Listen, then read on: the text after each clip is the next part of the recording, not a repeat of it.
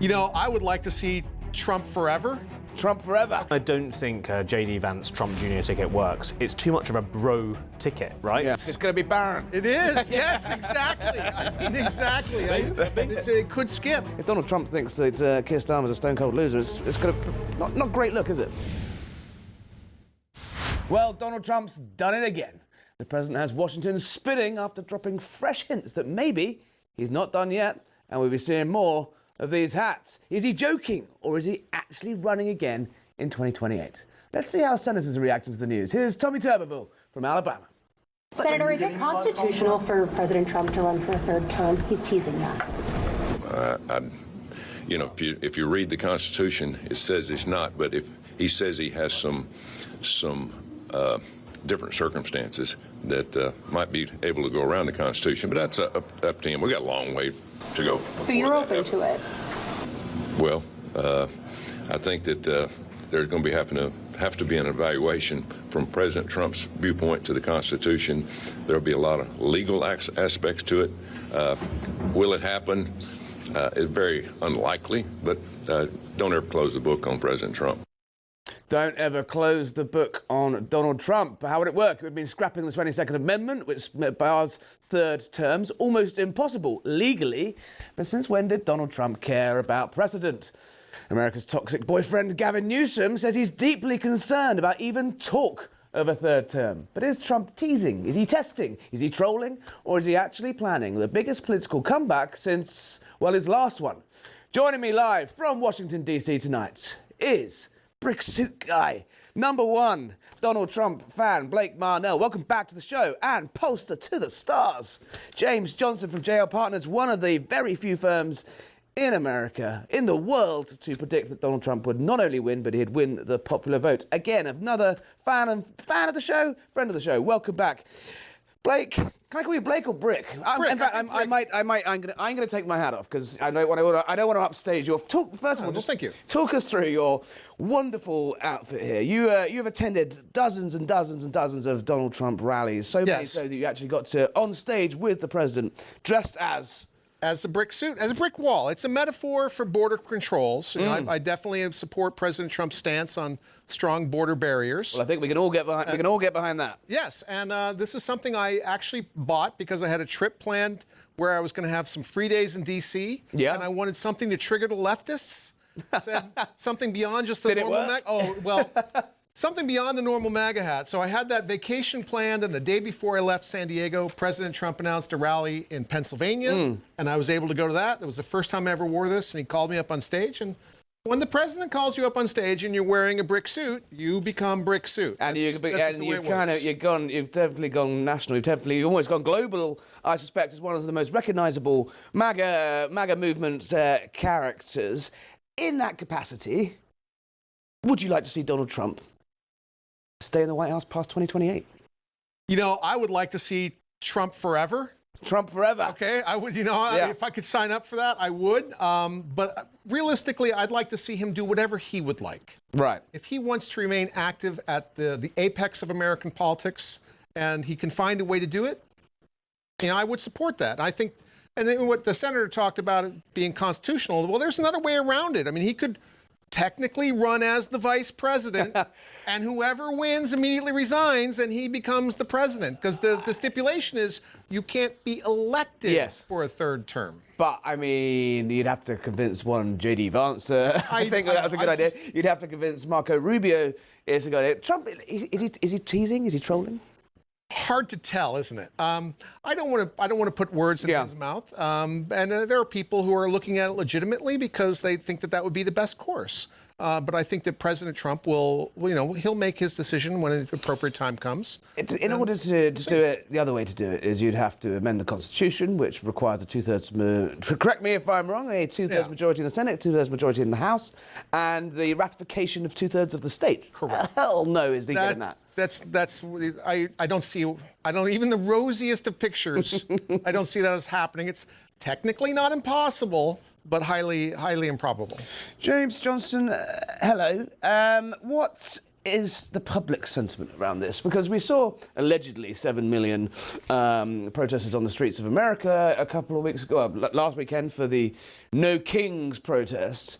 We're seeing the hysterical backlash at the demolition of the East Wing to make way for the ballroom. Everyone's getting upset about the Rose Garden and the big flag. This would be the ultimate king move. It would be the ultimate king move. Look, I think it's probably trolling. I don't think that this is on the cards. I don't think the constitutional route is there. He could do that vice president route. You're quite right, Blake. But actually, he said last night it's a bit too cute. Yes. Which is American for it's going a bit too far. Yes. And even Donald Trump says it's too far. Indeed. So, look, I mean, Republicans are relatively supportive of the idea. Half of Republicans, of Trump voters, say that they'd support it. But remember, that's another half who are actually saying they're not supportive. Yeah. So, and by Trump voters' terms, that is not the most enthusiastic. We asked voters how they would vote in the Republican primary if Trump ran. And interestingly, it's actually him in a dead heat with J.D. Vance. Wow. He doesn't necessarily top that poll. Now, that is not to say that Trump voters are not still in love with Trump. They absolutely are. Huge approval ratings of Trump by Republicans. But I do think that unlike Trump's first term, there are now other figures that people see as the succession figures. They like Rubio, they like J.D. Vance. There wasn't really a figure like that in term one. That's true, and also he is Donald Trump is promoting them. He said, in his Asia visit overnight, exactly that. We've got great Secretary of State. He picked Vance, a younger man, almost as a sort of an anointment of his successor in appointing him as vice president. We had Tucker Carlson on the show last night, and he is obviously a massive figure within Trump movement. And let's see what he had to say. Would you like to see a third Trump term, if it was possible? Well, I don't think it would be possible, and I also think at a certain point, I think younger people should serve. That's what I think. And not just in the United States, but all these guys. Look at these people, and it's like, come on. Like, younger people should serve. That's, if you can't even get Tucker Carlson to endorse this theory, it's got some way to go. Is there anyone else that you can see in that Republican field that could beat J.D. Vance or Rubio? Yeah, right now we have a really deep bench, and I think that's great. And I think that obviously, if everything goes well over the next 3 years, that J.D. Vance has the inside track. Rubio is doing fantastic, but there are other people who are doing fantastic as well. And I think that as I said, we have a deep bench. It's going to be very interesting to see how this shapes up, because it will be the first primary where you have an incumbent vice president potentially being the front runner. That hasn't happened in a while. And it'd be interesting to see how that plays out. Who does your gut say would take it, Vance or Rubio? I mean, the way it looks to me is it's shaping up that it's going to be one of them at the top of the ticket. But that's the ticket, right? I think it's going to be J.D. Vance. If I had to make a wager right now, which I'm not going to do, I think that part of him taking the mantle of vice president was knowing that in 4 years' time he would have the opportunity to run. So I'm thinking that. I think that makes sense, and I don't know. Rubio has run before. I don't know if he's going to be up for it again. Against Donald Trump. Little Marco, he called him. And he has become great Marco. In my estimation, the little that's just gone. It's a misnomer now. He looks fantastic. He looks slightly pained at times, though, doesn't he? He's a bit like you see him sitting there in the Oval Office on the sofa, and he's like, Trump's coming out with whatever. He's afraid he's going to get another job. Yeah. I mean, he's already got 4, right? He's just afraid. What am I going to have to do now? I mean, so he is. I mean, it's, but I think that he's doing fantastic. Absolutely. James Johnson, how is that race shaping up? Who is you said that J.D. Vance is tied out there with Trump. How is little Marco's little polling figures? Got some numbers for you. Got some numbers. Fresh off the press. press. This is why you bought your laptop. This is why the laptop's here. Fantastic. JL Partners, we polled Republican primary voters earlier this week with the race as it looks to be shaping up. 40% say J.D. Vance. Okay, so that's a pretty insurmountable mountain for other candidates. He is 32 points ahead of Rubio on 8%. Then Ron DeSantis, the Florida governor, on 7%. Ran before disaster. Accordingly, Nikki Haley, 5%. The last never Trumper. Indeed. Ted Cruz, 4%. And then really everyone there is on 3% or less. So it is J.D. Vance's race at the moment, absolutely. If you throw Trump Jr. into the mix, Yes. Trump's son, he actually comes second place. Interesting. On 20%. So, the Trump name is still very powerful. Some people are talking about could there be a J.D. Vance Trump Jr. ticket that might lance that boil, so to speak. But at the moment, it's absolutely J.D.'s to lose. And on that, going back to the theme of kings, what is the public sentiment around, a Trump legacy? Obviously, we've seen the Bushes do it. The Clintons have made a family business of this game. What is the public perception of the Trump Jr. particularly, and is there a sort of backlash to this idea of America isn't, you're not really meant to inherit these things here? Republican voters really like the idea, and actually don't just think of just Trump Jr. It's also Eric Trump. He also polls who's well. been he's been running the family businesses. He's been running the golf courses. He's written a book, #1 bestseller in the New York Times bestseller list. So he's getting his name out there, writing a book. Absolutely, and he's even said he might consider politics. So he's popular. Trump Jr. is popular. That's with Republican voters. Voters as a whole are a little bit less convinced. Right. And I think it is important to remember that Donald Trump, the senior, had that sort of appeal and that sort of sense of authenticity, sense of strength. I don't think the voters are quite seeing that in the children overall, and I think that explains that's one of the reasons that the J.D. Vances, the Rubios are doing a bit better. They're seen as a bit more suitable. And you would for the job. expect also the scrutiny of a presidential run to start looking at some of those business dealings in under a slightly finer microscope could be. Yeah, and this is why I don't think J.D. Vance Trump Jr. ticket works. It's too much of a bro ticket, right? Yeah. Like, where's the reach across? That doesn't mean it needs to be, it doesn't mean that it needs to be identity politics based, but you do need a broad ticket, and that is for two very similar people. Rick, would you like to see another Trump legacy? I would, but I may not see it for a few decades. It's going to be barren. It is, yes, exactly. Exactly. It could skip, and if he wants to do that. Now, Eric, you didn't even mention his wife, Lara Trump, indeed, Lara Trump. Former, co-chair of the RNC, so definitely politically inclined of her own right, and that would be, a powerhouse couple to have in the White House. Yeah. I'm looking at it right now. I'm looking at what we're doing for the midterms. I'm looking at what we're doing for 26. Looking ahead to 28, still a long ways away from me, but I'm not opposed to another Trump in the White House by any means. Which leads me very nicely, thank you, to my next question of are you confident this, the Trump administration 2.0, 47, whatever you want to call it, has had it's had a new layer of professionalism to it. They're moving fast, they're getting stuff done, they control the House, they control the Senate. If they lose the House in 26 next year, we're going to be seeing Dems trying to impeach him again, losing control of the Republicans losing control of the committees, inquiry after inquiry after inquiry after inquiry, completely bogging the president down. How is it looking from where you are down in San Diego? How is it looking across the country? And what's the mood amongst your MAGA superfans like? And will he hold the House? Well, in California right now, Gavin Newsom is trying to upend the state constitution. Yeah. And basically, we have an independent commission that sets the House of Representative districts in California. And he's trying to get that tossed, and so that they can basically rewrite and gerrymander the congressional districts in California Republicans have had a little all the way through 2030.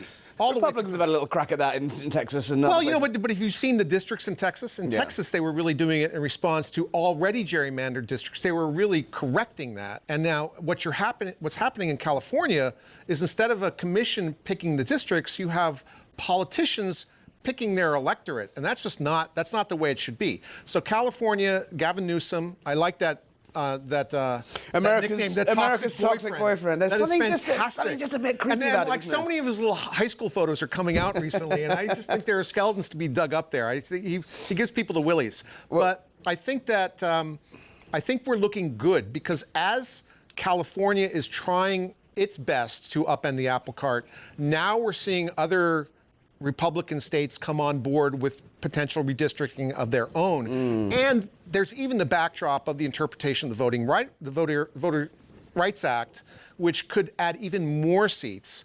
And I think that if we are able to keep control of the House in the next midterm, that sets us up well for getting a proper census in 2030 so that we can actually have correct representation of American citizens from that point going on.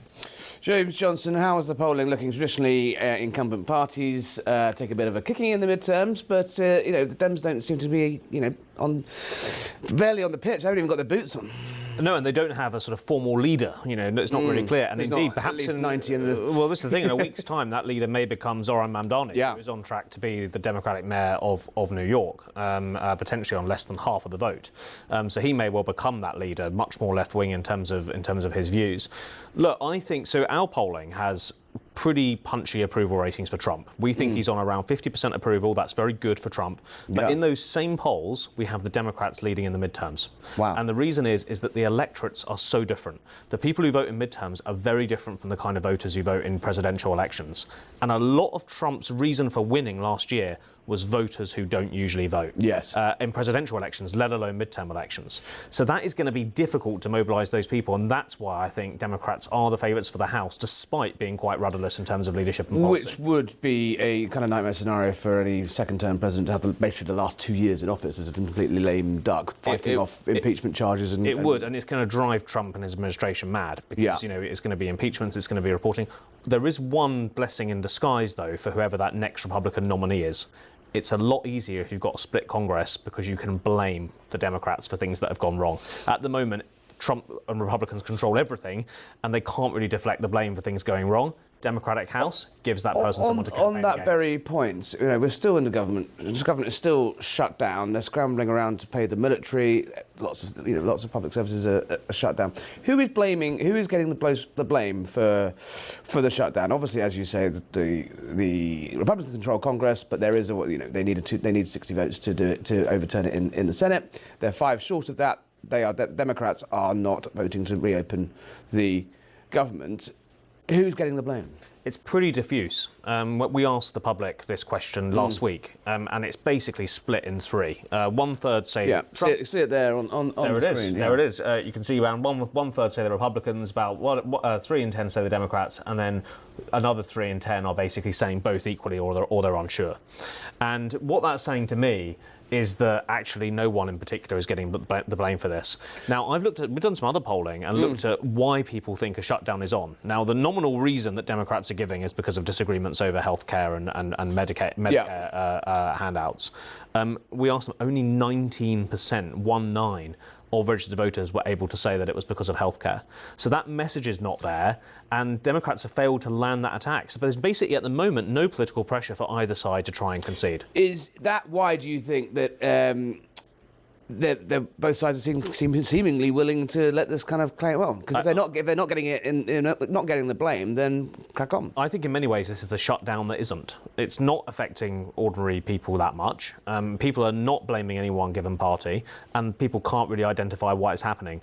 So yes, I think that is why. However, that could change very fast because now we're getting into the crunch time. We're on day 28 of this shutdown. We're now getting to a point where start of November, we're going to look at tax credits expiring.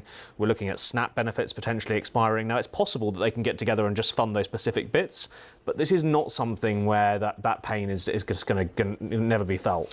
It hasn't happened yet. Yeah. Crunch time may well be coming. Blake, we're looking ahead. We talked about the midterms, but looking ahead to 2028, not on the Republican side. I think we've covered that in some depth. Is there anyone on the left that you would look at and think, wow, they could do it? Obviously, Gavin Newsom's being very coy. He's trying to sort of out-Trump Trump with his tweets and his attacks. I think Gavin Newsom will be their nominee. He will be the nominee. I think he'll be the nominee, but I believe that his political his experience from California is going to follow him, and I don't think that the American electorate will approve of it. Do you think he could? So you don't think he'd win? Be a hell of a race, though. J.D. Vance versus Gavin. Yeah, I mean, it would be a generational change. We'd be going away from our elder statesmen to a new generation. J.D. Vance is more than capable of taking on any opponent the Democrats can throw at him. So I have no problems thinking that J.D. is not going to be disadvantaged by running against Newsom. I just think when people in the rest of America find out about the things that Gavin Newsom did as the governor in California, it's not going to play well. And even, in California, it's basically a mono-party state. I mean, the Republicans do a good job of mounting opposition where they can, but there are so many Democratic voters in California that you want to talk about no kings. Newsom is essentially a king in California. He can almost get anything he wants through. Now, I hope he doesn't get through this Prop 50. I hope that gets defeated. But I don't think his experience is going to translate to the rest of America. James Johnson, just very briefly on Newsom, is he far out ahead on the left? Is there anyone that's going to challenge him? Voters are looking for someone who is strong and authentic. That's how Trump won. I can't see those attributes in Newsom. I think he's too slippery. I think he's too much of a classic politician. Well, that's why the America's toxic boyfriend thing sticks, right? There's something kind of creepy about him. I can't see it. Also, central casting, isn't it? Get prepared for the Democratic Party to lurch to the left, because, as I say, next week they are going to elect in New York an extremely left-wing person. They've got AOC doing rallies. They've got other. Bernie Sanders saying AOC should run. Run for president. And there was a poll yesterday showing that she is leading in some of these early primary states. Wow. So, be ready for a real contender of the left. If the Democratic left can rally around one candidate on the left, then I think so-called centrists like Gavin Newsom, Josh Shapiro, I don't think they've got a chance. James Johnson, we lived through what happens when a left of centre party caves in to the left in the Corbyn years of Labour in Britain. While you're here, amazing stat that's popped up about Keir Starmer, which is he is historically the most unpopular Prime Minister since polling was invented.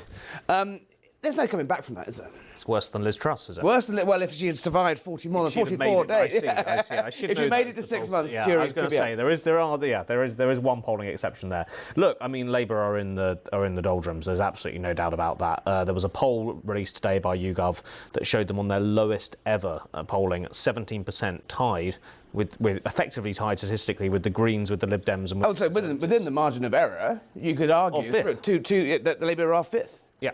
You could also argue that the Conservatives, by the way. Yes. So personally, if I'm in British politics, yes, things are terrible for Labour. There is no doubt about that. If I'm looking at British politics, though, I would still rather be the Labour Party than the Conservative Party, because Labour has got votes on the left to squeeze. They can say, come the election, Greens, Lib Dems, get on board, Corbynistas, get on board, because we've got to keep Nigel Farage out of Downing Street. That is a powerful message.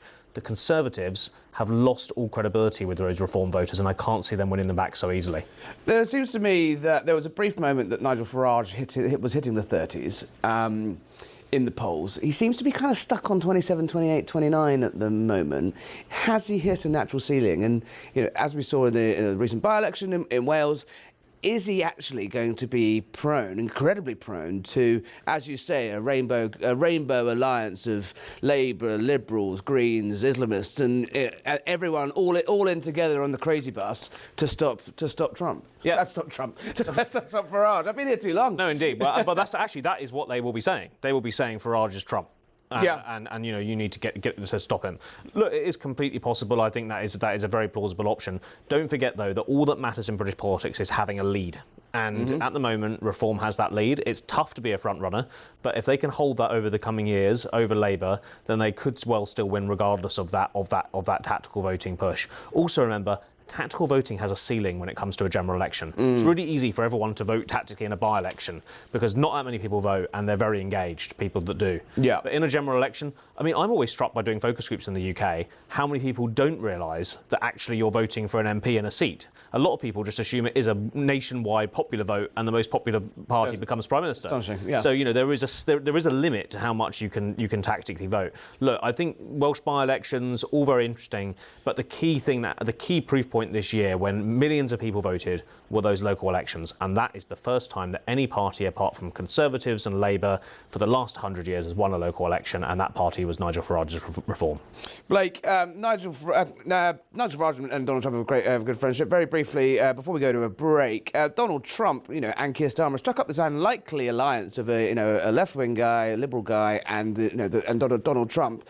It's bad news for him if he thinks that, it's bad for a guy who looks at TV ratings and polls. If Donald Trump thinks that Keir Starmer's a stone-cold loser, it's going to not great look, is it? No, it's not. And I think that Mr. Starmer was correct in identifying that we had the economic issues, and I think that's why they got together. But it's not a good look for him, no.